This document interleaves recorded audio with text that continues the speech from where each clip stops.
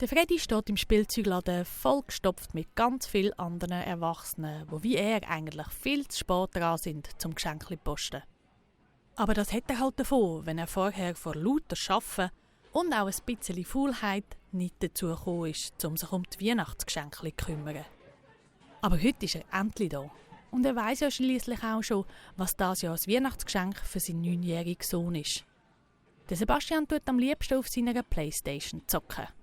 Und darum wird das neueste FIFA-Game das perfekte Weihnachtsgeschenk sein. Der Freddy lebt nicht im gleichen Haus wie der Sebastian. Sabine hat sich vor 4 Jahren vom Freddy getrennt und seitdem ist es vorbei mit dem Familienglück.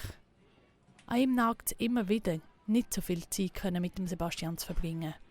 Und wenn er Väter sieht, die mit ihren Söhnen im Park shooten oder Federball spielen, macht ihn das wehmütig.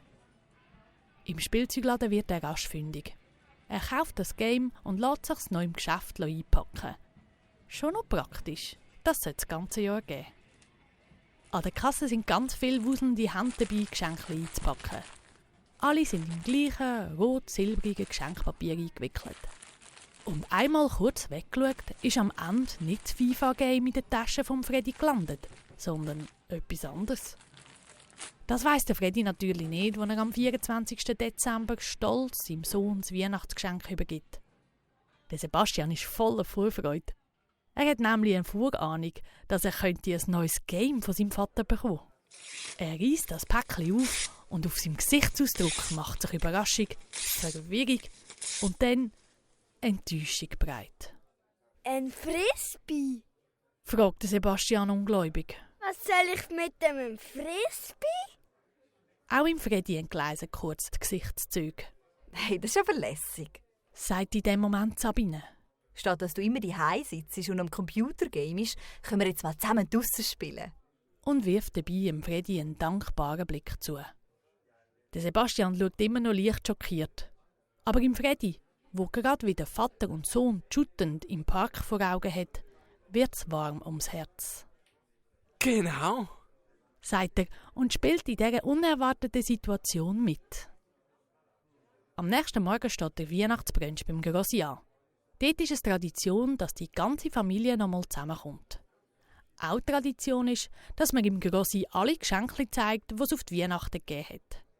So werden die Taschen gepackt und auch der Frisbee kommt mit zum nächsten Familienfest. Nach dem üppigen Brunch will das Grossi wie immer wissen, was der Sebastian denn alles auf die Weihnachten bekommen hat. Er zeigt stolz seine Schätze. Eine neue Game-Konsole, ein Etui mit viel coolen Stiften drin, Nike-Schuhe und dann eben auch noch der Frisbee. Das Grossi staunt nicht schlecht. Wow, ein Frisbee ist jetzt also auch noch nie gehabt. Aber schön, dann können wir ja gerade eine Runde spielen, so zur Verdauung. Der Sebastian kann seinem geliebten Grossi keinen Wunsch abschlagen. Darum machen sie sich an dem Mittag vom 25. Dezember alle zusammen auf den Weg in den Park. Nach ein paar Probeschüssen fängt das Ganze an Spass zu machen. Sie erfinden Regeln und spielen in Teams. Das Grossi und der Sebastian gegen das Mami und den Papi. Und natürlich haben die beiden Eltern kein Brot gegen das Enkel-Grossmuttergespann.